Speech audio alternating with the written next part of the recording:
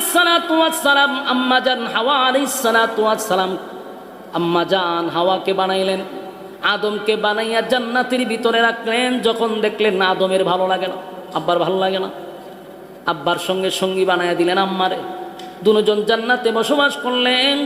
সেখানেই যদি আমরা জন্মগ্রহণ করতাম, জন্মসূত্রে আমরা জান্নাতের মালিকানা পেয়ে যেতাম, ঠিক না বেটি? এই ফেতনা ফাসাদের যুগে ফসাগান্দা দুনিয়ায় আসতে হতো না, মারামারি হানাহানি হইতো না। দেখেন না এখন কি মারামারি চলতেছে, ডোসাডুসি মিসাইল টিসাইল এগুলো শুনতে হইতো না, তেলের দামও বাড়তো না, ঘন্টার পর ঘন্টা পেট্রোলের সামনে খারি হতাম লাগতো না, ঠিক নেই? যদি জন্মসূত্রেই জান্নাতি হতাম। আদম আলাইহিস সালাতু ওয়াস সালামকে জান্নাতে রাখলো, আম্মা জানও ছিল জান্নাতে, দুজনের মিলনের মাধ্যমে যদি আমরা হয়ে যেতাম কতটা ভালো ছিল। কিন্তু আল্লাহ রাব্বুল আলামিন আদম এবং হাওয়া দুজনকে দুনিয়া নামক এই জায়গায় পাঠাইছে। তাই আমরাও আসছি দুনিয়ায়, তারা চলে গেছে, আমরাও চলে যাব। তারা যেই জায়গায় গিয়া পড়ছে আমাদের সেখানেই পৌঁছতে হবে, ঠিক না বেটি? আমার যুবক ভাইরা, প্রশ্ন হলো জান্নাতে জন্মগ্রহণ করলাম না, দুনিয়া নামক জায়গায় কেন পাঠাইল? আল্লাহ কয় বান্দারে, আমি জান্নাত তোদেরকে চিরস্থায়ী দেওয়ার জন্য ক্ষণস্থায়ী দুনিয়ায় পাঠাইছি।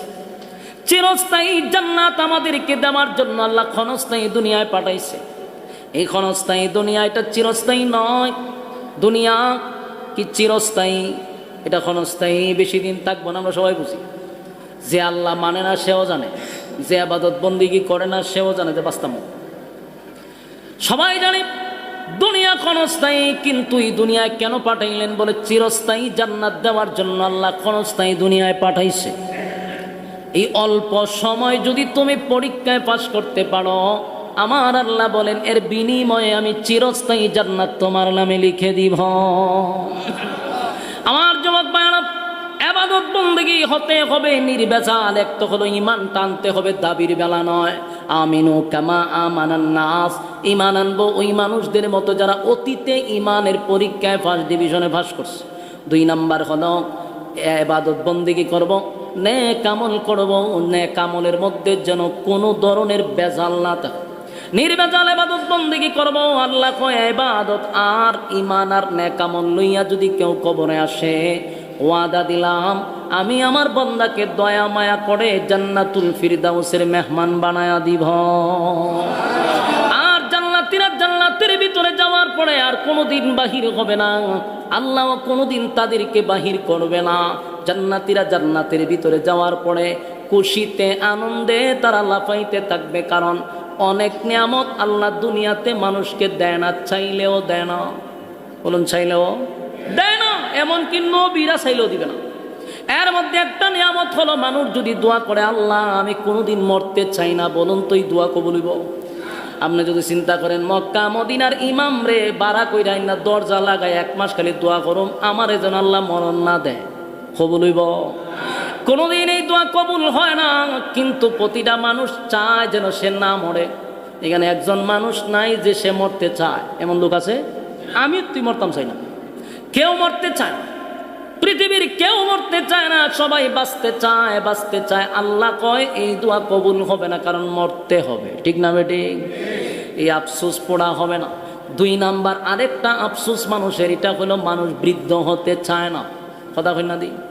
একজন মানুষও বৃদ্ধ হতে চায় না। এখন যদি দোয়া করেন, আল্লাহ আমার সবসময় আপনি 30 বছরের যুবক বানায় রাখেন, আমি যেন বৃদ্ধ না হই। ইমাম সাহেব দিয়া দোয়া করাইলেন, মক্কা মদিনার ইমাম দিয়া দোয়া করাইলো কি আপনার এই দোয়া কবুল হইব? কথা কই না দি? মানুষ বৃদ্ধ হতে হবে, বৃদ্ধ, কারণ আপনার এই দোয়া কোনোদিন কবুল হবে না।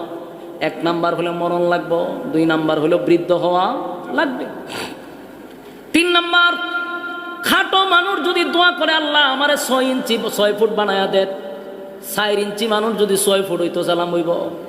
দোয়া করে কোনোদিন মানুষ লম্বা হয়? কথা কই না দি? এই আফসোস কোনোদিন পড়া হয় না। কালো মানুষ যদি দোয়া করে, কালো মানুষ যদি দোয়া করে, আল্লাহ আমি যেন ঘুম থেকে উঠতে দিয়ে দল হয়ে গেছি, দোয়া কবুল হইব? কোনোদিন দোয়া কবুল হবে না। এই দোয়া যদি কবুল হইতো রে, তাহলে বেলাল ছিল হাবশি এত কালো, আমার নবীর পাশে থাকার পরেও হাবশি বেলাল কোনোদিন সুন্দর হইল না, ঠিক না বেটি?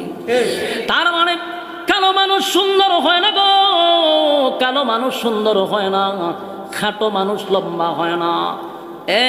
খাটো মানুষ যেমন লম্বা হয় না, কালো মানুষ সুন্দর হয় না। আরেকটা আফসোস হলো মানুষ কণ্ঠ চায়, ঠিক না বেটি? আপনি যদি এখন দোয়া করেন, আল্লাহ আমার কণ্ঠটারে এমন ভাবে বানায়া দেন কারি বাসেদের মতো, কবুল হইব? দোয়া কবুল হবে না। কিন্তু রব্বে কারিম বলেন, দুনিয়ায় অনেক নিয়ামত আছে, আমি আল্লাহ দিব না, এমনকি নবীরা চাইলেও আমি দিব না।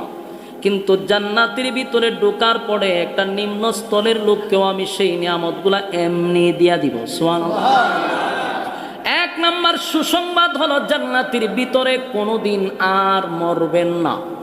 আসেনি সুবহানাল্লাহ? ওই জান্নাতের ভিতরে কি নাই? এক নাম্বার হলো জান্নাতের ভিতরে কেউ মরবে না। জান্নাতের ভিতরে মরণ নাই, মরণ নাই। যতই আপনারা মারুক আর যেটাই করুক, জাহান্নামে যেমন মরণ নাই, জান্নাতের ভিতরে নাই। লক্ষ কোটি দুরুদ এবং সালাম আল্লাহর সৃষ্টির প্রধান আকর্ষণ জনাবে মুহাম্মদুর রাসূলুল্লাহ সাল্লাল্লাহু আলাইহি ওয়াসাল্লামের উপর। সম্মানিত সুদী, সবচেয়ে বড় নিয়ামত হলো সুস্থতা। এটা আপনি কখন বুঝবেন? যখন আপনি অসুস্থ হবেন। অসুস্থ হইলে বোঝা যায় যে সুস্থতা কত বড় নিয়ামত, ঠিক না বেঠি? আমরা সুস্থ আছি, এটা বহুত বড় নিয়ামত। আমি আপনাদের সামনে উপস্থিত হয়েছি, আমি আপনাদের মতো সুস্থ না, অসুস্থ শরীর নিয়ে। গত রাত্র প্রচণ্ড জ্বর ছিল, জ্বর এখন তো এটা ভাইরাসের মতো হয়ে গেছে। পুরা গড়ের সব সদস্যদের জ্বর, বাকি ছিলাম আমি। কালকে রাত্রে আমারও ধরছে। তো আমরা যারা সুস্থ আছি, আল্লাহর শুকরিয়া আদায় করা দরকার। কারণ আপনার জন্য অসুস্থ হবেন, ইবাদত বন্দিও করা যায় না। যার একটা এক্সাম্পল দেই, আল্লাহর গড় জিয়ারত করার জন্য বাংলাদেশ থেকে গেছি আমরা কত আশা নিয়ে। মদিনায় গিয়ে মাত্র 2 দিন ছিলাম, এরপরেই একটা দুর্ঘটনা ঘটে। তো সুস্থ থাকা অবস্থায় 2 দিন হেরামের ভিতরে নামাজ পড়ছি, কি একটা শান্তি। আর যখন আমি অসুস্থ হয়ে গেছি, তখন তার বাইরে নিয়ে জানা ঘরের ভিতরে প্রায় 20-15 দিন একেবারে বেড রেস্ট। শেষে উমরা করছি হুইল চেয়ার দিয়ে, যেখানে কাবা শরীফে হাত লাগাইতাম, দোয়া করতে, কত একটা শান্তি। এই সুযোগ হয়েছে না কেন? শুধু অসুস্থতার কারণে। এই জন্য সুস্থতা বহুত বড় নিয়ামত। আল্লাহ আমাদেরকে সুস্থতার সাথে জিন্দেগি দান করুক, আমিন। আর আজকের যে অবস্থা, এটা মানুষের কোনো হাত আছে? কোনো হাত নাই। ফয়সালা হয়েছে আসমান থেকে, ঠিক না? সব ঠিক ছিল, প্যান্ডেল ম্যান্ডেল সব। কিন্তু আল্লাহর ফয়সালা মসজিদের ভিতরে প্রচণ্ড বৃষ্টির মধ্যে, ঠিক না?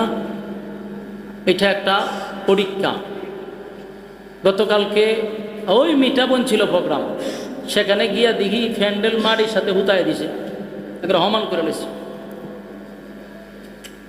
আপনার এখানে এসে দিয়ে একই অবস্থা। তো এটা তকদিরের ফয়সালা, কিছু করার নেই। আল্লাহ তাআলা এইভাবে করাটার মধ্যে কোনো খায়ের বা বরকত আমাদের জন্য রাখছে। তাই আমরা আল্লাহর সব ফয়সালার উপরে খুশি না বেজার? আল্লাহ যা করে এটা বন্দার ভালোর জন্য করে। আপনারা সন্দেহ হইতেছে?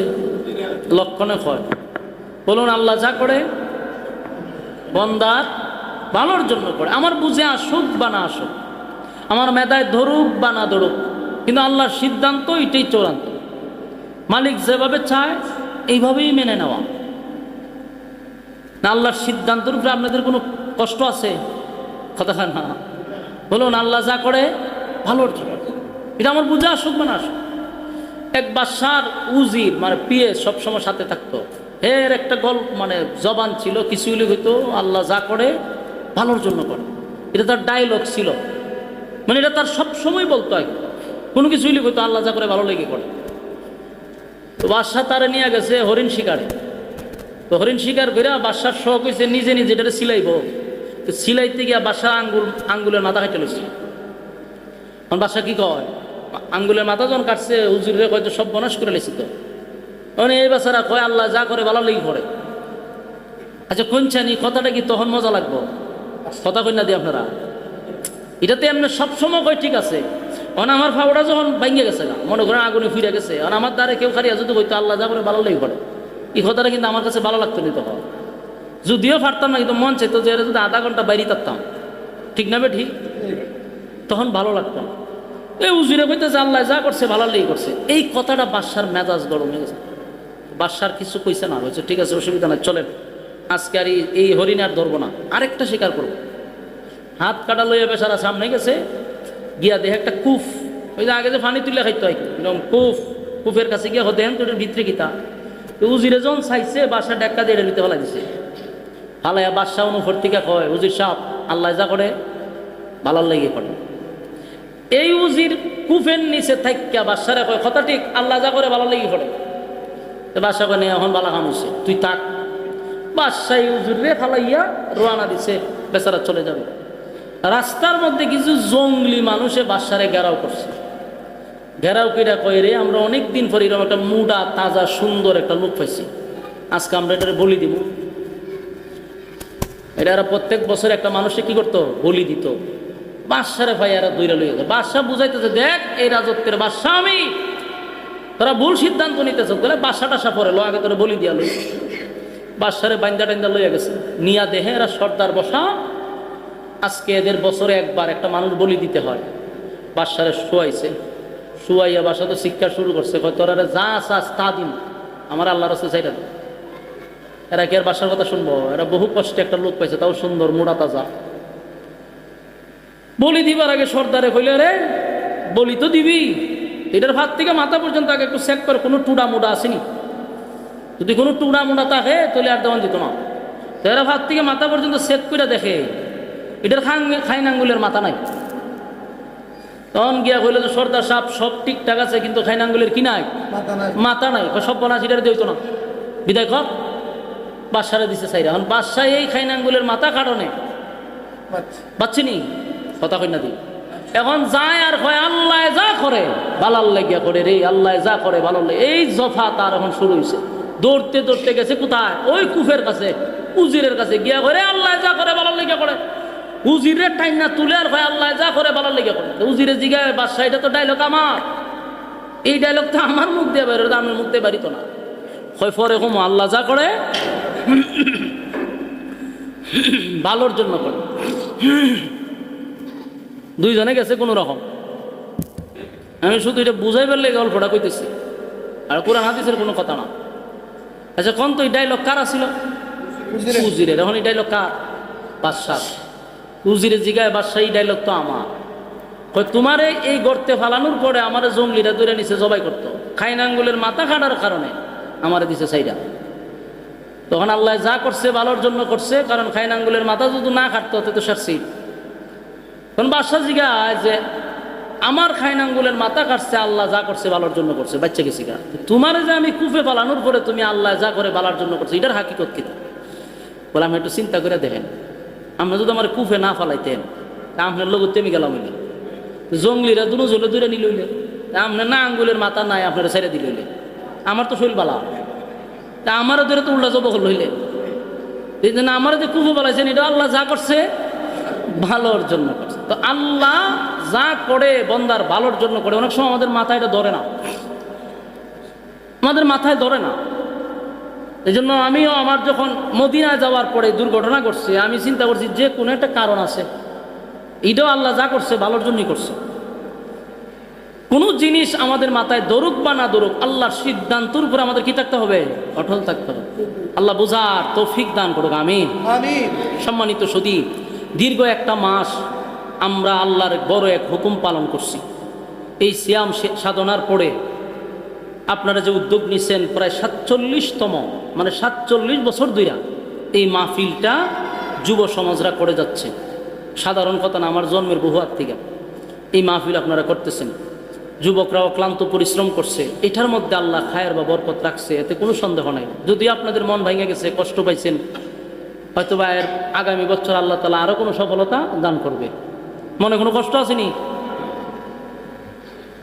আমাদেরকে আল্লাহ বুঝার তৌফিক দান করুক, আমিন। আমি আপনাদের সামনে সূরা কাহাফের শেষ অংশটুকু তেলাওয়াত করছি, কারণ আমরা এখানে যারা আসছি, যারা বসছি, আমাদের সকলেরই উদ্দেশ্য একটা আছে। বিনা উদ্দেশ্যে আমরা এখানে বসি নাই। আমাদের একটা টার্গেট আছে, লক্ষ্য আছে।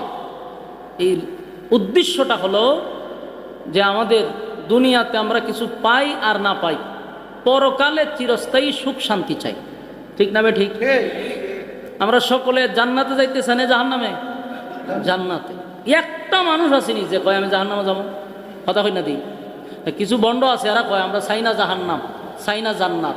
এরা মাঝে মাঝে যেটি কয় এরা জান্নাত চায় না। আমরা এটা বিশ্বাস করি যে আমরা সকলেই জান্নাতের আশায় আমরা এত কষ্ট করি, আরামের ঘুম হারাম করে নরমাল বিছানায় বসি, আল্লাহর ইবাদত বন্দেগী করি। গভীর রাত্রে মানুষ ঠান্ডা পানি দিয়ে উজু করে, আল্লাহর কুদরতি পায়ে সেজদা দেয়, হক হালাল মাইনা চলে, মানুষের উপরে জুলুম করে না। একটাই উদ্দেশ্য, পরকালে শান্তি চাই। জাহান্নামে যাইতে চাই এমন কোনো মানুষ আমি দেখছি না। তো জান্নাত আমরা সকলেই চাই, কিন্তু এটাও জানা দরকার জান্নাত আপনার মামুর বাড়ি না। জান্নাত চাইলেই পাওয়া যায় না। বলুন জান্নাত কি চাইলে পাওয়া যাব? জান্নাত চাইলে পাওয়া যায় না। দুনিয়া আল্লাহ দেয়, সবাইরে দেয়। ডোনাল্ড ট্রাম্পরেও দেয়, বিনিয়ামিন নেতানিয়াহুরও দেয়, বুশারেও দেয়, ওয়াংসাং সুচিরেও দেয়, মুদ্দারও দেয়। ঠিক না? ঠিক। দুনিয়া দেয়। আল্লাহ মানলেও দুনিয়া দিবে, আল্লাহরে না মানলেও দুনিয়া দিবে। কারণ দুনিয়া পাওয়ার জন্য কোনো শর্ত আল্লাহ দিছে না, কোনো শর্ত নাই। আস্তিকরাও দুনিয়া দেয়, নাস্তিকরাও দুনিয়া দেয়। দুনিয়া পাওয়ার জন্য কোনো শর্ত নাই। কিন্তু জান্নাত পাওয়ার জন্য শুধু শর্ত না, অবশ্যই শর্ত। বলুন শুধু শর্ত না অবশ্যই শর্ত? অবশ্যই শর্ত আছে। বিনা শর্তে রব্বে কারীম জান্নাত দিবে না, জান্নাত দিবে শর্ত সাপেক্ষে। এখন আসুন আমরা শর্তগুলো একটু জানি। জান্নাত পাইতে গেলে আপনার প্রথম শর্তটাই হলো আপনি ইমানদার হইতে হবে। কোনো বেঈমানরা আল্লাহ জান্নাত দিবে না। কথা বুঝিনি আপনারা? তো বুঝতে একটু হানা কইন, আমি এমনি বুঝতাম যে আপনারা বুঝতেছেন। স্টেজ প্রোগ্রাম আর মসজিদে দুই প্রোগ্রাম এক হয় না। মানে যতই চেষ্টা করেন স্টেজের কথা এখানে আমরা বলতে পারবো না। এই জন্য আপনারা যে কথা বুঝতেছেন আমার একটু হানা বইলেন, তো আমি বুঝবো যে কথা বুঝতেছেন। মসজিদে আপনার চাইলেই কথা বলা যায় না। তো দেখেন জান্নাত বিনা শর্তে আল্লাহ দিবে না। তো এক নম্বর শর্ত কি? ইমানদার হইতে। কোনো বেঈমানকে আল্লাহ জান্নাত দিবে না। ইন্নাল্লাযীনা আমানু, প্রথম শর্তটা হইল তুমি ঈমান আনো। তো ঈমান আনবো আমরা, এটা হলো আমাদের প্রথম শর্ত। এরপরে শর্তটা হইল ওয়া আমিলুস সালিহাত, তোমরা নেক আমল করো। শর্ত কয়টা? একটু হানা কই না আপনারা? আমার কথা বিরক্ত হইতেছে। বিরক্ত হইলে কিছু করার নাই। এখন বিরক্ত হইলে আমি ইনশাল্লাহ আমি বলুন পরের বক্তা লই, তো বেশি সময় আমি কষ্ট দিতাম না আপনারা। দেখেন এখানে প্রথম শর্তটা দিল আমাদেরকে ঈমান, এরপরের শর্তটা দিল নেক আমল। আমি যদি আপনারা এখানে প্রশ্ন করি যে আপনারা ঈমানদার না বেঈমান, কি বলবেন? ঈমানদার। একটা মানুষ এখানে বেঈমান নাই। কারণ ঈমানদার বইলেই তো আপনারা এখানে আসছেন। যে আল্লাহর প্রথম শর্ত তো আমরা মানছি না? দুই নম্বর কি দিল? নেক আমল। এই যে এখানে বসছেন এটা তো নেক আমল।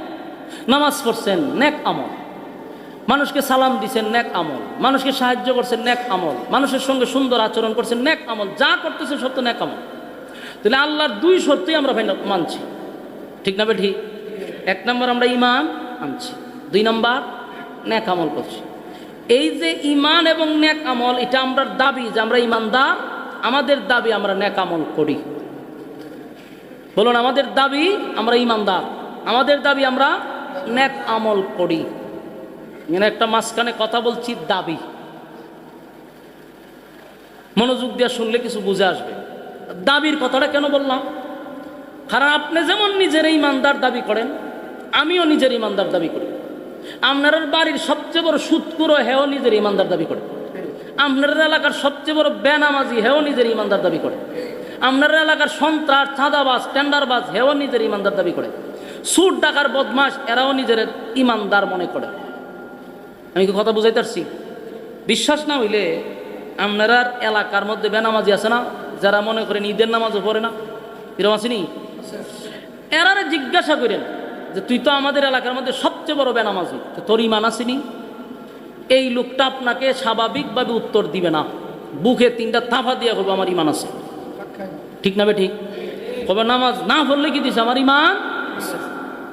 তাহলে আপনারাই বলেন তো দেখি, এই বেনামাজিরও দাবি ইমানদার, আপনারা এই হুজুরেরও দাবি ইমানদার, আমারও দাবি ইমানদার, আপনারও দাবি ইমানদার। দাবির বেলায় তো কেউ কারো কম না, কথা কই না দি? দাবির বেলা কি কেউ কম? সুরেও হয় ইমানদার, মসজিদের ইমাম সাহেব হয় আমি ইমানদার। দাবির বেলায় সবাই সমান। এখন আসেন নেক আমল যে করেন, অনেক মানুষ আছে আমরা ইবাদত বন্দি করি, কিন্তু আমল যেটা আমরা করব এটা হতে হবে নির্ভেজাল। আমলের মধ্যে যেন কোনো ফরমালিন না থাকে, কারণ ফরমালিন যুক্ত আমল আছে। ফরমালিন যুক্ত কি আছে? আমল আছে, যেই আমল আল্লাহর কাছে গ্রহণযোগ্য না। আমরা অনেক মানুষ ইবাদত বন্দিগি করি যেগুলোর মধ্যে বেশিরভাগই ফরমালিন, মানে আমল এটা নির্ভেজাল না, হয় লোক দেখানোর জন্য, আর নাইলে নিজের বুজুর্গিগিরি জাহির করার জন্য। এরকম ইবাদত বন্দিকে অনেকে করে। হাজি সাহরা হজ ফিরে আসে নিজেকে হাজি সাহ নাম দিবার জন্য, হাজি সাহটা না লেখলে পরে বেচারা খুব রাগ করে, মনে কষ্ট পায়, ঠিক না ঠিক? তাহলে বোঝা গেল এটা কি হজ আল্লাহর জন্য করছে না হাজি নাম লাগানোর জন্য? দান অনেকে করে, জাকাত দেয়, আবার এগুলা সব ফেসবুকে কোন সময় দিতেছে এটা ওজন না বলে অনেক ওজন, চাচ্ছি তাড়াতাড়ি তাড়াতাড়ি, আমি আত্ম লইতে পারছি না, ওটা বাপ সাপ লয়েছে, বোঝা যায় এটা 2 মন দালাইছে, ঠিক না বেটি? এইগুলা মূলত এখলাসের নিয়তে না, এইগুলা মানুষকে দেখানোর জন্য। তো এই সমস্ত ইবাদত আল্লাহর কাছে গ্রহণযোগ্য না। আল্লাহ শর্ত কিন্তু দিছিল কটা? এখন আল্লাহ বলেন এই 2 শর্ত যদি কেউ পালন করে তাহলে আমি আল্লাহ ওয়াদা দিছি তোমাদেরকে আমি জান্নাত দিব। তবে জান্নাতের ওয়াদা যে আল্লাহ করছে নরমাল কোনো জান্নাত না। সুবহানাল্লাহ থাকলে হইতে পারে। জান্নাত আছে কটা? আপনারা এটা 52 মুসল্লির অঙ্কা, এটা 88 মুসল্লি লিয়ে কইছি আমি, লক্ষণ তো বালা না। হ্যাঁ না তো কইতে, আমি তো ওয়াজটা করতে যে আপনারা খান পর্যন্ত যাইতেছে, আমার ডেকাতে বুঝাইতেন না যে হজুর আমার কাছে আইসে ওয়াজ, তো হা না কইয়া। 8টা জান্নাত, এই জান্নাতের মধ্যে ভিআইপি জান্নাত কোনটা? জান্নাতুল। তো দেখেন আল্লাহ যদি কইতো যে 2 শর্ত মানলে জান্নাত দিব, কিন্তু এই কথা তো আল্লাহ বলে নাই। আল্লাহ বলছে জান্নাত দিব, নরমাল জান্নাত নয়, সর্বোচ্চ ভিআইপি জান্নাত। সুবহানাল্লাহ। ওয়াদা করার সময় আল্লাহ নরমাল জান্নাতের কথা কইছে না। আল্লাহ কোরআনে বলেন ইন্নাল্লাযীনা আমানু ওয়া আমিলুস সালিহাতি কানাত লাহুম জান্নাতুল ফিরদাউসি নুজুলা। সর্বোচ্চ ভিআইপি জান্নাতুল ফিরদাউস আমি দান করব। সুবহানাল্লাহ। আমার যুবক ভাইরা, 1 নাম্বার হলো ঈমান এবং নেক আমলের বিনিময় আল্লাহ তাআলা আমাদেরকে জান্নাত দিবে, তাও নরমাল কোনো জান্নাত না, ভিআইপি জান্নাত আমাদেরকে দান করবে। জান্নাতুল ফিরদাউসের মেহমান বানাবে আল্লাহ। আমরা যদি মেহমান হই তাহলে আল্লাহ হবে কি? মেজবান। সুবহানাল্লাহ। আমরা যদি হই মেহমান, মালিক হবে মেজবান, কারণ আমরা মেহমান হইয়া যাব, আল্লাহ নিজেই আমাদেরকে মেহমানদারি করাবে। সুবহানাল্লাহ। তবে শর্ত হলো 2 গুণে গুণান্বিত হইয়া কবরে আসতে হবে। 2 গুণে গুণান্বিত হইয়া যদি কোনো বান্দা বান্দি কবরে আসে তাহলে আল্লাহ ওয়াদা দিছে আমি জান্নাত দিব, তাও ভিআইপি জান্নাত। এই ভিআইপি জান্নাত দিবে, এটা মালিক ওয়াদা করছে। আমার যুবক ভাইরা, জান্নাতে যাওয়ার জন্য আমরা মালিকের ইবাদত বন্দেগী করি, ঠিক না বেটি? জান্নাতে যাওয়ার জন্য আমরা আল্লাহর হুকুম মানি, রাসূলের তরিকায় জীবন যাপন করি। সকলের একটাই উদ্দেশ্য, যেন পরকালে শান্তি পায়, এই জন্য মানুষ আল্লাহর ইবাদত করে। জান্নাত আল্লাহ দিবে, তাও বলছে ভিআইপি জান্নাত দিব, কিন্তু বান্দারে এই 2 শর্ত মাইনা কবরে আসতে হবে। আর যদি 2 শর্ত না মাইনা কবরে আসো তাহলে আল্লাহ বলেন উপায় থাকবে না। ইন্না জাহান্নামা কানাত মিরসাদা। যদি 2 গুণে গুণান্বিত না হইয়া কবরের ভিতরে কোনো মানুষ যায় তাহলে আল্লাহ বলেন নিশ্চয়ই জাহান্নামও তোমাদেরকে ধরার জন্য উৎপাইতে বসে রয়েছে। একদিকে আল্লাহ বলেন 2 গুণে গুণান্বিত হইয়া যদি কেউ কবরে আসে আমি সর্বোচ্চ ভিআইপি জান্নাতের মেহমান বানাবো। আর যদি 2 গুণে গুণান্বিত না হইয়া কেউ কবরে আসে তাহলে ইন্না জাহান্নামা কানাত মিরসাদা, জাহান্নাম উৎ পেতে বসা তোমাদেরকে ধরার জন্য। লিত্তাগিনা মাআবা, সীমা লঙ্ঘন যারা করছে, মন গড়া যারা জিন্দেগি চালাইছে, যেমনে মনে চায় এমনে চলছে, আল্লাহ কয় এদেরকে আমি ধরব যারা সীমা লঙ্ঘন করছে। সীমা লঙ্ঘন যারা করছে, মন গড়া জিন্দেগি চালাইছে। লাবিসিনা ফিহা আহকাবা, আল্লাহ রাব্বুল আলামিন বলেন সেখানে আমি তোমাদেরকে যুগের পর যুগ রেখে দিব, যার কোনো শেষ সীমানা নাই। কি বুঝলেন? সেরা দিব, হ্যাঁ কথা কই না দিব, সেরা দিবনি। আমার যুবক ভাইরা, আদম আলাইহিস সালাতু ওয়াস সালাম, আম্মা জান হাওয়া আলাইহিস সালাতু ওয়াস সালাম, আম্মা জান হাওয়াকে বানাইলেন, আদমকে বানাইয়া জান্নাতের ভিতরে রাখলেন। যখন দেখলেন না আদমের ভালো লাগে না, আব্বার ভালো লাগে না, আব্বার সঙ্গে সঙ্গী বানাইয়া দিলেন আম্মারে। দুজন জান্নাতে বসবাস করলেন। সেখানেই যদি আমরা জন্মগ্রহণ করতাম, জন্মসূত্রে আমরা জান্নাতের মালিকানা পেয়ে যেতাম, ঠিক না বেটি? এই ফেতনা ফাসাদের যুগে ফসাগান্দা দুনিয়ায় আসতে হতো না, মারামারি হানাহানি হইতো না। দেখেন না এখন কি মারামারি চলতেছে, ডোসাডোসি, মিসাইল টিসাইল, এগুলো শুনতে হইতো না, তেলের দামও বাড়তো না, ঘন্টার পর ঘন্টা পেট্রোলের সামনে খালি হতাম লাগতো না, ঠিক নেই? যদি জন্মসূত্রেই জান্নাতি হতাম। আদম আলাইহিস সালাতু ওয়াস সালামকে জান্নাতে রাখলো, আম্মা জানও ছিল জান্নাতে, দুজনের মিলনের মাধ্যমে যদি আমরা হয়ে যেতাম কতটা ভালো ছিল। কিন্তু আল্লাহ রাব্বুল আলামিন আদম এবং হাওয়া দুজনকে দুনিয়া নামক এই জায়গায় পাঠাইছে। তাই আমরাও আসছি দুনিয়ায়, তারা চলে গেছে, আমরাও চলে যাব। তারা যেই জায়গায় গিয়া পড়ছে আমাদেরও সেখানেই পৌঁছতে হবে, ঠিক না বেটি?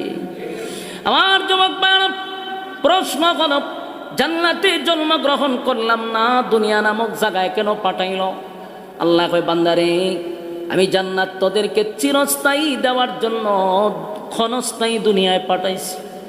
চিরস্থায়ী জান্নাত আমাদেরকে দেওয়ার জন্য আল্লাহ ক্ষণস্থায়ী দুনিয়ায় পাঠাইছে। এই ক্ষণস্থায়ী দুনিয়া, এটা চিরস্থায়ী নয়। দুনিয়া কি চিরস্থায়ী? এটা ক্ষণস্থায়ী, বেশি দিন থাকবো না, আমরা সবাই বুঝি। যে আল্লাহ মানে না সেও জানে, যে আবাদত বন্দিগি করে না সেও জানে যে বাস্তব। সবাই জানে দুনিয়া ক্ষণস্থায়ী, কিন্তু এই দুনিয়ায় কেন পাঠাইলেন? বলে চিরস্থায়ী জান্নাত দেওয়ার জন্য আল্লাহ ক্ষণস্থায়ী দুনিয়ায় পাঠাইছে। এই অল্প সময় যদি তুমি পরীক্ষায় পাশ করতে পারো, আমার আল্লাহ বলেন এর বিনিময়ে আমি চিরস্থায়ী জান্নাত তোমার নামে লিখে দিব। এখন আসুন পয়েন্ট। এক নম্বর পয়েন্ট ছিল বান্দা ইমানদার হতে হবে। কিন্তু ইমানদার যে হতে হবে, এখানে তো সবাই লাডা, সবাই দাবি করে ইমানদার।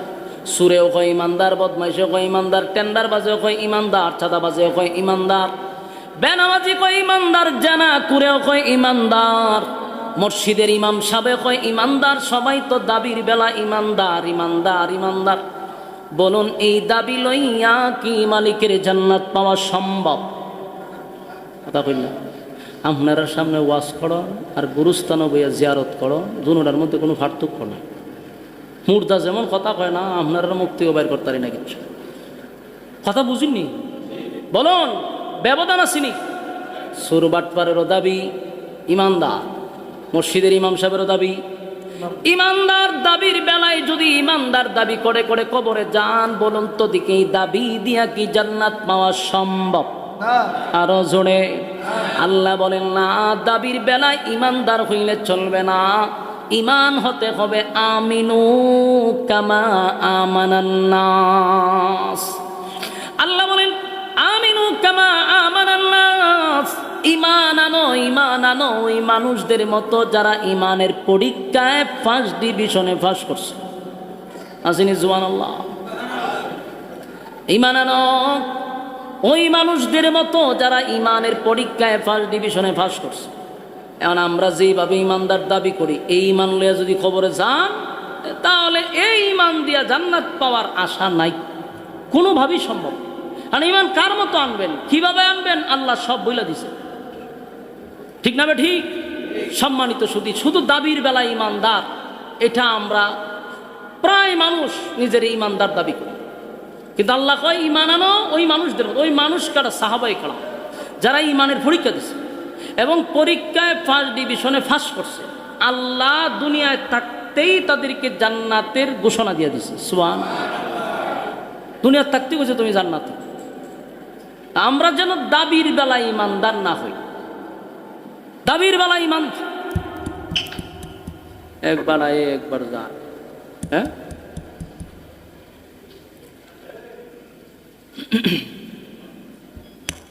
চিনি কুছাও বলুন, আমরা ইমান আনবো কার মতো? সাহাবায়ে কেরাম। এখানে আমিনু কামা আমানান নাসের ব্যাখ্যা শুধু সাহাবায়ে কেরাম না, অতীতে যারা ইমানের পরীক্ষা দিছে আমরা তাদের মতো ইমান আনবো। আমরা যেন শুধু দাবির বেলা ইমানদার এই কথা বলে সীমাবদ্ধ না থাকি, কারণ প্রত্যেকটা ইমানদারের উপরে ইমানের একটা পরীক্ষা হবে। কোনো মানুষ ইমানের পরীক্ষা না দিয়া কবরে যদি যায় তাহলে অস্তিত্ব থাকবে না। মুমিনের পরীক্ষা হবে, এটা আপনি মেনে নিতে হবে। এই যে এখানে বসছেন, এখানে আসছেন, এটা একটা পরীক্ষা। কারণ এমন দিনে যারা বসছেন আর যারা আসতে পারে নাই, দুই দল কি সমান নেই? কথা কই না? দিন ভালো হইলে হয়তো বা মাঠ মাঠ ভরা থাকতো, চতুর্দিক দিয়ে মানুষ আসতো, দূর দূরান্ততে আসতো, এটা একটা বিষয়। আর এখন এই পরিস্থিতিতে যারা আসছে এরা আর তারা কোনোদিন সমান না। এটা একটা পরীক্ষা। আল্লাহ যখন কোনো বান্দাকে ভালোবাসে তখন ওই বান্দাটারে দিনের কাজ করার সুযোগ করে দেয়। যখন কাউরে আল্লাহ পছন্দ করে তখন তারা আল্লাহ দিনের কাজে লাগাইয়া রাখে। আল্লাহ ভালোবাসে দিকে এখানে বসায় রাখছে। আবার কিছু মানুষ যেন উঠে চলে গেছে, উডে বয়, ভিতরে শান্তি নাই। কেরে শান্তি না? শয়তানে লাড়াছাড়া করে, এরে শয়তানে শান্তি দেয় না, ভিতরে অশান্তি, তার শান্তি লাগে না। দিনই মজলিসে বসলে দেখবেন একবার উঠে একবার বয়ের ভিতরে শান্তি লাগে না। এরকম আসেনি কিছু মানুষ? জুম্মার দিন দেখেন ইমাম সাহেব সালামটা ফিরাইলে কিছু মানুষ এটা একটা দৌড় মারে, যখন বোঝা যায় হেরে কেউ কামড় মারছে। সালামটা ফিরাইতে দূরে একটা দৌড় মারে, বলতে মসজিদ যুদ্ধর সময় বয়ে বিপদ বইরা কামড় দেয় বয়ে থাকে। সালামটা ফিরাইতে দেরি, পরে যে সুন্নত আছে খবর, এর খবর নাই, হেউটা দৌড় মারে। কারণ এর ভিতরে অশান্তি, মানে কক্তে হে বাইরে যেত, মসজিদে থাকতে তার মন চায় না। আবার কিছু মানুষ মসজিদে আসার পরে দেখবেন হের ঘুমো ধরে না, আই দেখবেন উঙ্গায়, ঠিক নেই, ট্যাবলেট খাইয়াও ঘুমো ধরে না, আর বেচারা মসজিদে আইয়া সেরা ঘুমায়। কারণ এর ভিতরটা বড় শান্তিতে আছে। ঘুম কখন আসে? যখন মানুষের কোনো চিন্তা থাকে না, ভিতর একেবারে ফ্রেশ, এই চিন্তায় বসে রয়েছে, দেখবেন তখন ঘুমে ধরে। কিছু মানুষ মসজিদে ঘুমায়, এটা লক্ষণ ভালো, কারণ তার ভিতরটা একেবারে ভেজাল মুক্ত, তার দিলটা ঠান্ডা হয়ে গেছে, যেন ঘুমে ধরে। সবাই চাইলেই ভালো কাজে কিন্তু শরীক হইতে পারে না। সবাই চাইলেই কি ভালো কাজে শরীক হইতে পারে? সবাই চাইলে ভালো কাজে যোগ দিতে পারে না। এই যে আপনারা বৃষ্টির মধ্যে কাদা মাটি দিয়া আপনারা আসছেন, বসছেন, আবার কিছু মানুষ লড়াচড়া করতেছেন, একবার বারে যায় একবার ভিতরে আয়ে, এর ভিতরে হুদাও শান্তি, কারণ ভর কইরা লইছে। কিতা করছে? ভর করছে। শয়তান যখন কাউরে ভর করে তখন এর এক জায়গায় বসতে দেয় না, কতক্ষণ পরে এর উড়ায়, আবার এনে বয়, কতক্ষণ বারে নেয়, আবার ভিতরে আনে। এ নিজেও জানে না যে বাইরে খেলে গেছে, কুদুদি ঘুরে ঘুরে আবার এ বয়, আবার যায়।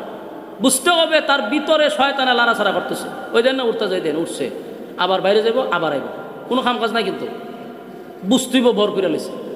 কিতা করছে? আল্লাহ আমাদের বুঝার তৌফিক দান করুক, আমি সম্মানিত শুধু। তো আমাদের প্রথম কথা হলো আমরা দাবির বেলায় যেন ইমানদার না হই। ইমান আনবো আমিনু কামা আমানান নাস, ইমান আনবো এই মানুষদের মতো যারা অতীতে ইমানের পরীক্ষা দিয়ে ফার্স্ট ডিভিশনে পাস করছে। ঠিক না বে ঠিক?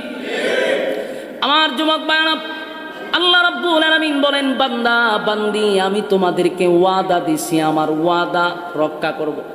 আমি তোমাদেরকে বলছি ভিআইপি জান্নাতের মেহমান বানাবো। জান্নাতের মধ্যে সর্বোচ্চ ভিআইপি জান্নাতটাই হলো জান্নাতুল ফিরদাউস। আমি জান্নাত দিব, খালিদিনা ফিহা লা ইয়াবগুনা আনহা হিওয়ালা। জান্নাতীরা জান্নাতের ভিতরে ঢুকলে পরে আর কোনোদিন বাহির হইতে চাইবে না। সুবহানাল্লাহ। আর আল্লাহ বাহির করবে না। একবার যদি মালিক কাউরে জান্নাত দেয় রে, আর কোনোদিন জান্নাত থেকে মালিক তারে বাহির করবে না, জান্নাতের মালিকানা পেয়ে যাবে। এই জন্য আল্লাহর কাছে দোয়া করেন, মালিক যখনই জান্নাত দিবেন যেন বিনা হিসাবে জান্নাত হয়। হিসাবে? বিনা হিসাবে যেন আল্লাহ জান্নাত দেয়। কারণ যদি কোনো বান্দা বান্দির কাছে আল্লাহ হিসাব চায় তাহলে জান্নাতের গ্রাণও পাওয়া যাবে না। আচ্ছা কোনছেন আল্লাহ যদি হিসাব চায়, কেউ কি হিসাব দেওয়ার যোগ্যতা রাখে? কথা কই না? আল্লাহ রাসূল সাহাবায়ে কেরামদের সামনে ওয়াজ করতেছিলেন, তখন বললেন যে আমার কাছেও যদি আল্লাহ হিসাব চায়, নবীর কি কোনো গুনাহ আছে? সমস্ত নবী রাসূলগণ নিষ্পাপ, যাদের কোনো গুনাহ নাই। মাসুম। আল্লাহ কোন নবী রাসূলগণের কাছে হিসাব চাইবে না, এটা 100%।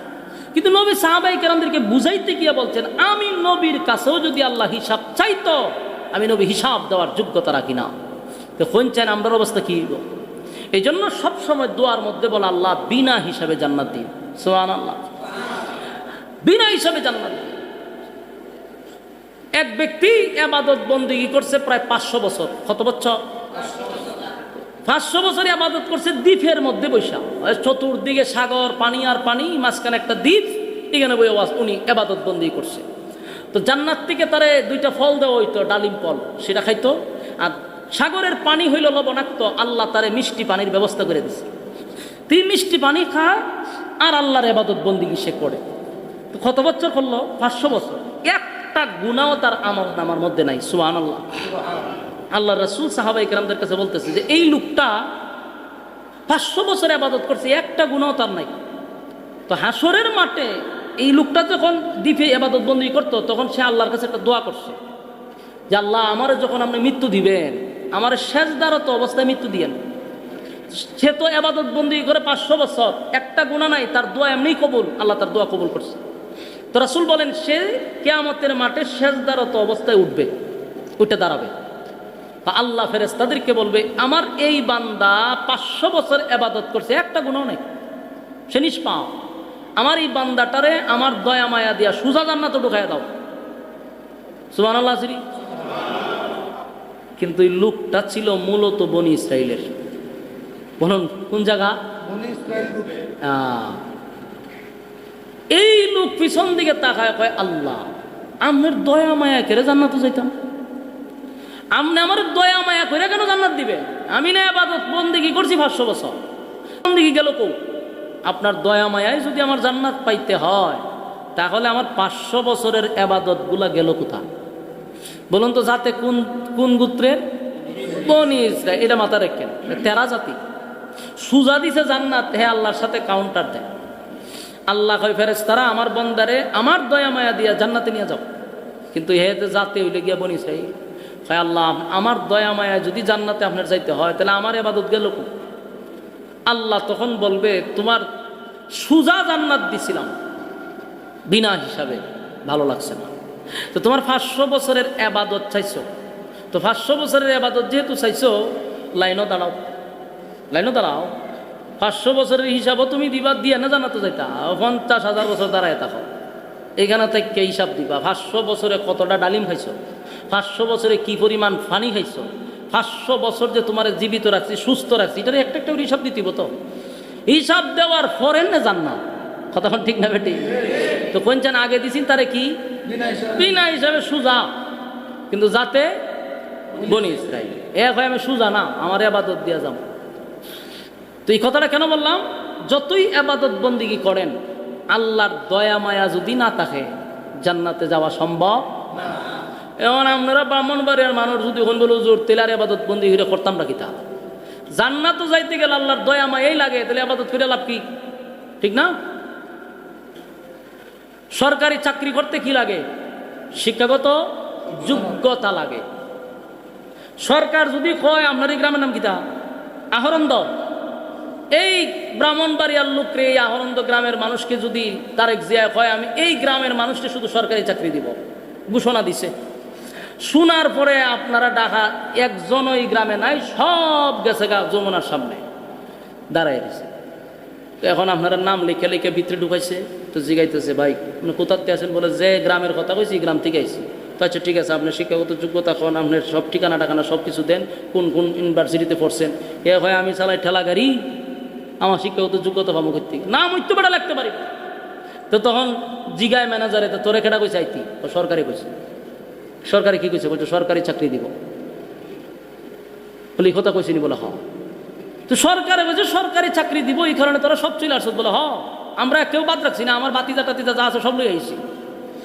কিন্তু তার এটা বোঝা দরকার ছিল, সরকারি চাকরি দিবে এই গ্রামের লোকরে, কিন্তু শিক্ষাগত যোগ্যতা ছাড়া। কথা কই না দি? চাকরি তো তারাই পাবে যাদের কাছে কি আছে? শিক্ষাগত যোগ্যতা আছে। হ্যাঁ কইছি গ্রামের দিব, তো এই গ্রামের ওই মানুষগুলোই যাওয়া দরকার যাদের শিক্ষাগত যোগ্যতা আছে। এখান থেকে ভিড়াইয়া বাইর করছে যে বেটা নাম লেখতার সত নাই সত্যি সরকারি চাকরি করতে। তা আমার উচিত, আপনার উচিত শিক্ষাগত যোগ্যতা নিয়ে লাইনে দাঁড়ানো। তা এরপরে সরকার আপনাকে চাকরি দিবে, কারণ আল্লাহ কইছে দয়া মায়া করে আপনার জান্নাত দিবা। আপনি আবাদত বন্দেগী ছাইরা দিয়া খালি বাবার পিছনে দৌড়েন, ল্যাংটার পিছনে দৌড়েন, এখানটা গরু লিয়ে দৌড় মারেন, এখানটা ছাগল লিয়ে দৌড় মারেন, আর আপনি চিন্তা করতেছেন ফিরে আর আল্লাহ দয়া মায়া করে জান্নাত ঢুকাই দিব। এই যে ভাবনা নিয়ে যখন আপনি দাঁড়াবেন তখন এই ব্যবস্থা হইব।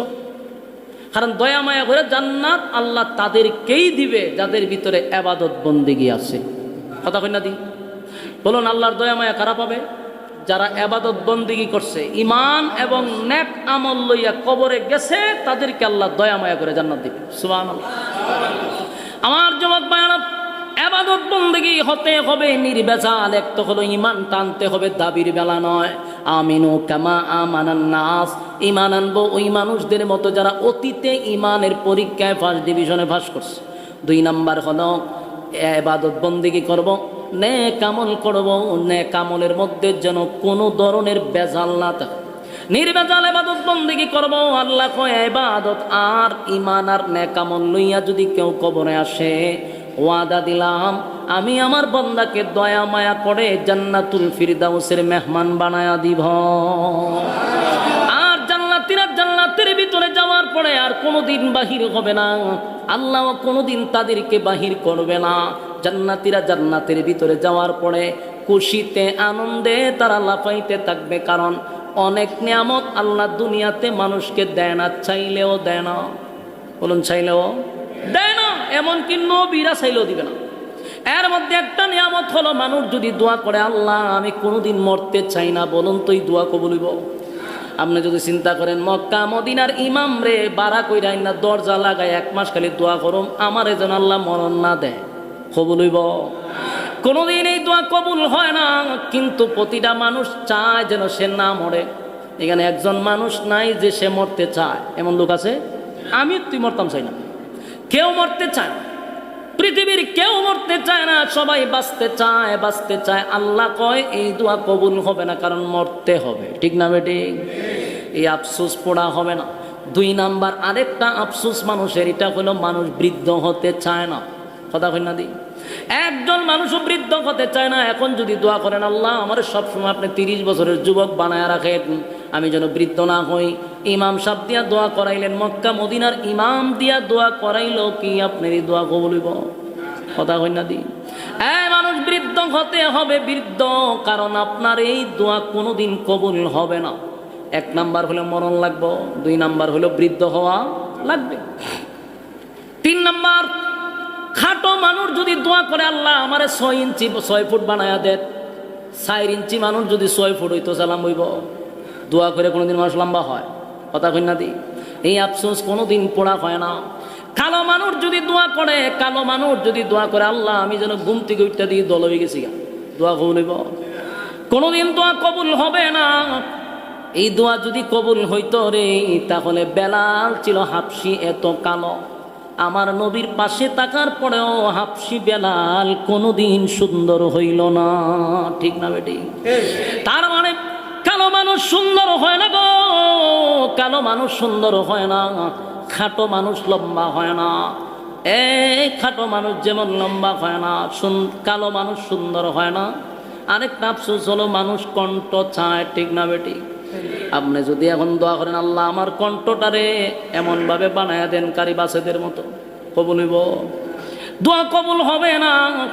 কিন্তু রব্বে কারিম বলেন, দুনিয়ায় অনেক নিয়ামত আছে, আমি আল্লাহ দিব না, এমনকি নবীরা চাইলেও আমি দিব না। কিন্তু জান্নাতের ভিতরে ঢোকার পরে একটা নিম্ন স্তরের লোককেও আমি সেই নিয়ামতগুলা এমনি দিয়া দিব। সুবহানাল্লাহ। 1 নাম্বার সুসংবাদ হলো জান্নাতের ভিতরে কোনোদিন আর মরবেন না। আসেনি? সুবহানাল্লাহ। ওই জান্নাতের ভিতরে কি নাই? 1 নাম্বার হলো জান্নাতের ভিতরে কেউ মরবে না। জান্নাতের ভিতরে মরণ নাই, মরণ নাই।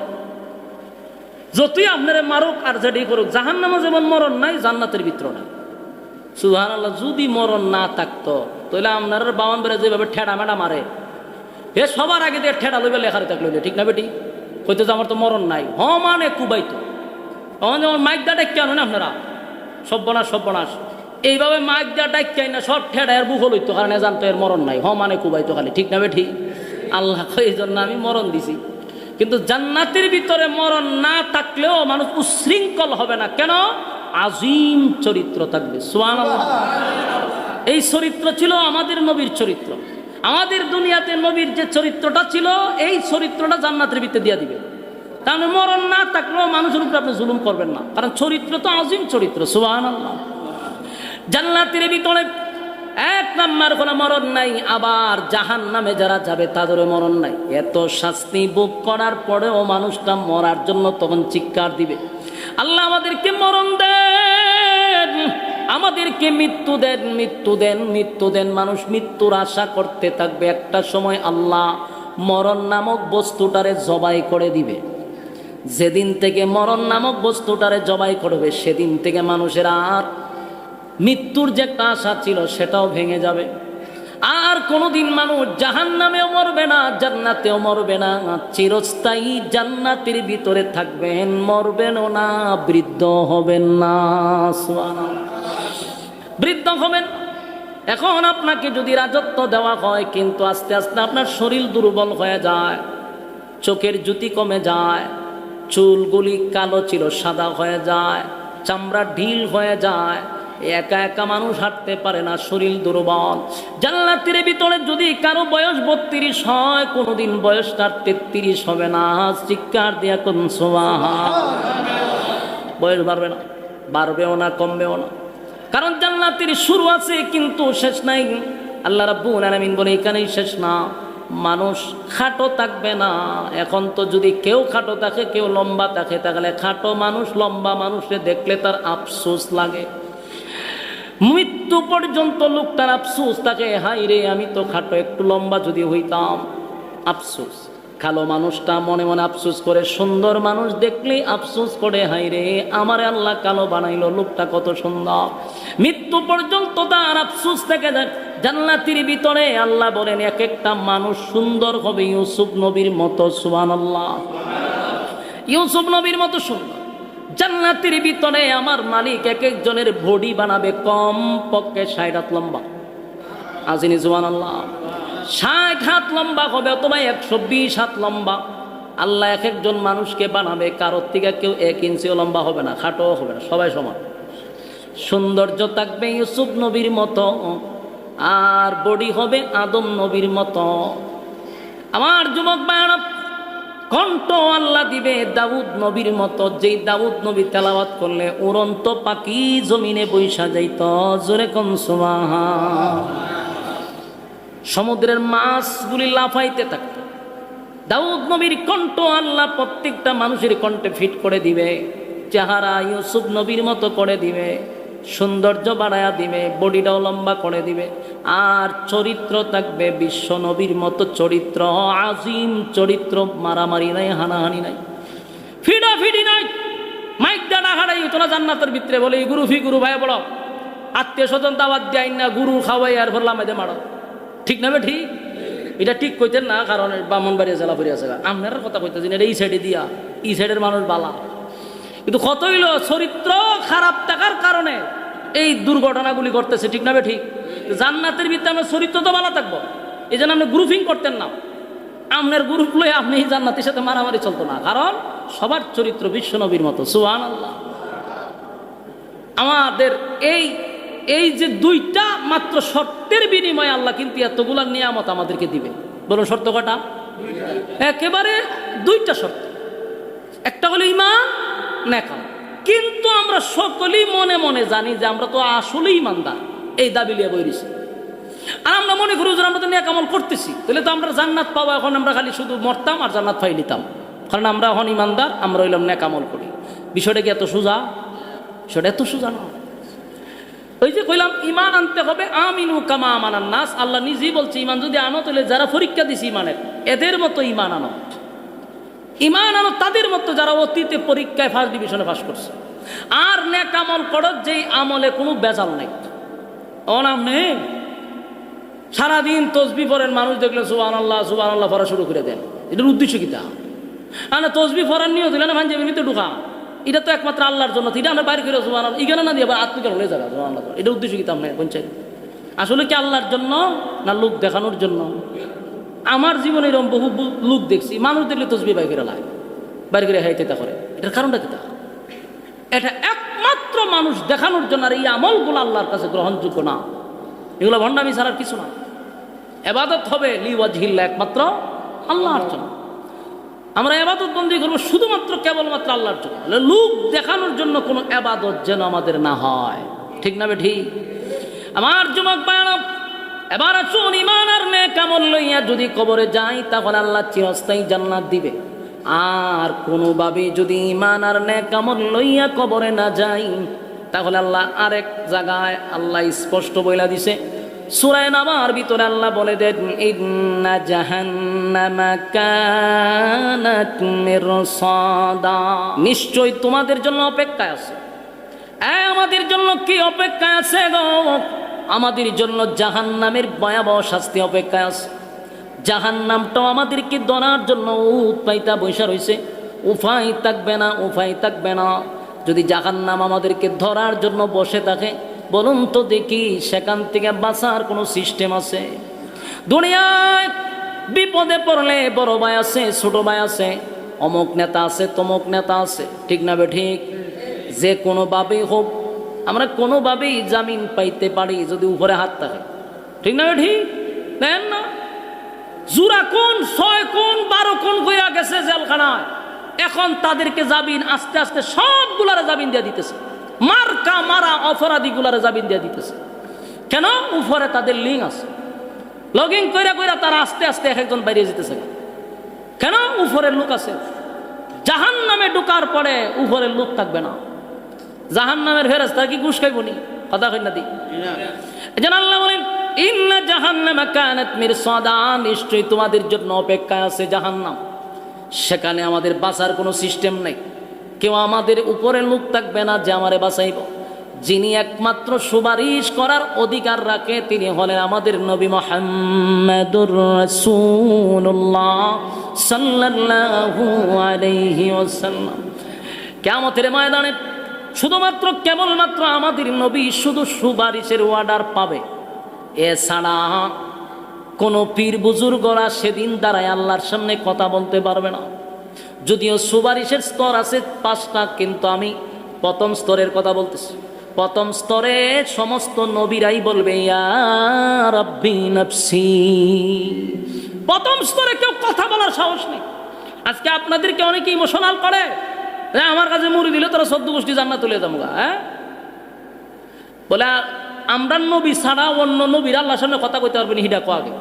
সমস্ত নবীরা বলবে ইয়া রাব্বি নাফসি, আমার নবী বলবে ইয়া রাব্বি উম্মতি। বেশ কম এটা।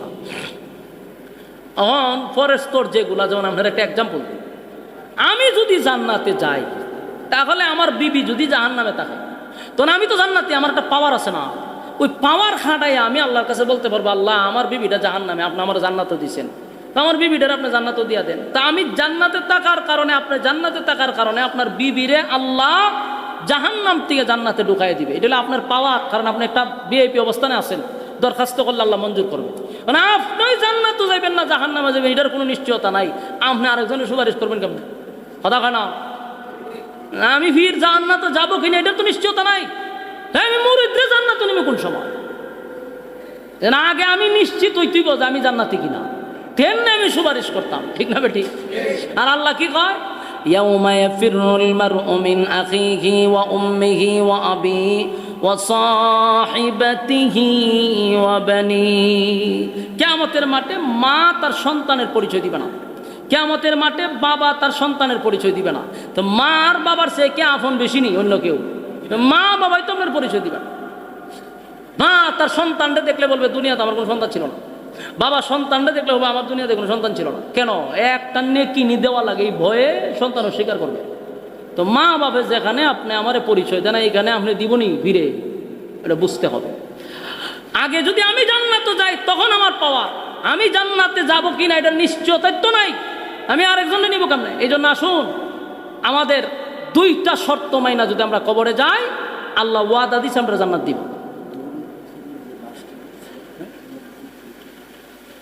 দোয়া করেন। আমরা এই জিনিসটা আমাদের বোঝা দরকার যে আমরা দুইটা শর্ত যদি খালি মানতে পারি, আমরা আল্লাহ নিজে একটু ওয়াদা দিছে তোর আমি জান্নাত দিব, তাও কি নর্মাল জান্নাত না ভিআইপি? ভিআইপি জান্নাত দিব। তো দুই শর্ত মানবেন কারা কারা? হাত তুলেন। মাশাআল্লাহ, 2 শর্ত কয়েকজনে মানবো, বাকি এরা মানতো না, নিশ্চিত এরা নিশ্চিত। কয়েকজনে কইছে যে আমরা মানতাম না হুজুর। আল্লাহ যারা হাত তুলছে এরা জান্নাতের উচ্চ মাকাম দান করেন, আমিন।